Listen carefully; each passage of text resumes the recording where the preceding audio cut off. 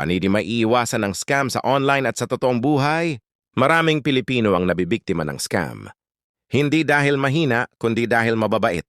At ngayong halos lahat online na mas dumami ang modus. At isa rin ako sa nabiktima ng online scam tulad ng Axie Infinity at MetaMask. Kaya sa video na to, ibibigay ko ang 10 paraan para hindi ka ma-scam online man o sa totoong buhay.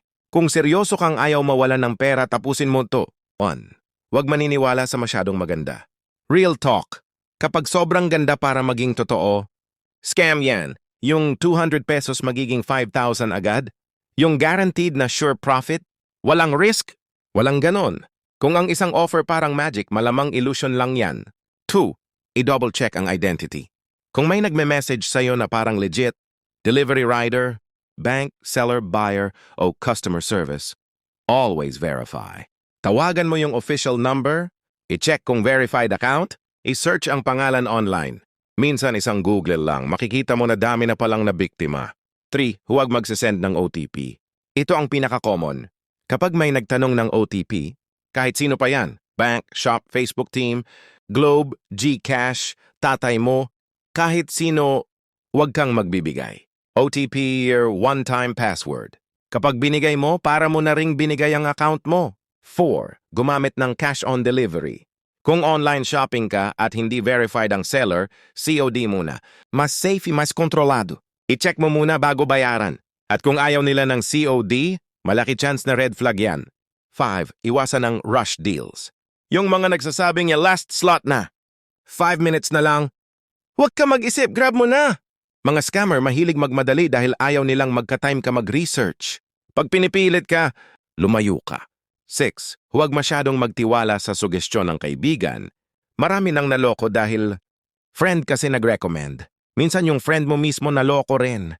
Kaya kahit kapamilya o kaibigan, i-verify mo pa rin. Trust, pero check. 7. Gumamit ng separate account para sa online.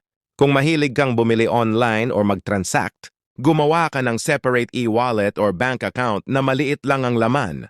Para kahit mahak, hindi lahat ng ipon mo mawawala. 8. Huwag magpapadala ng pictures ng ID mo. Identity theft is real. Hindi mo alam, baka ginamit na pala pangalan mo sa utang o pang online scam. Kung hindi verified na legit business, never send ID, signature, selfie, or documents.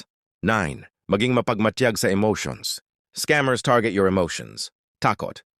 Pagmamadali, kaba, pag-asa, gutom sa pera, kailangan ng tulong.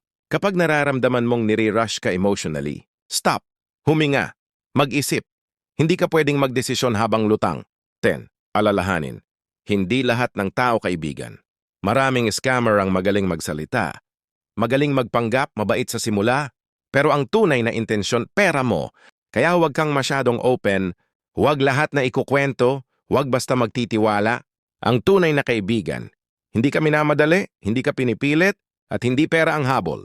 Kaya kung ayaw mong ma-scam, mag-research, magtanong at huwag magmadali.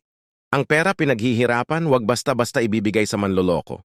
Kung gusto mo pa ng mga ganitong life lessons like follow at subscribe, salamat! Ingat sa pera, ingat sa scam. Laban lang mga pards!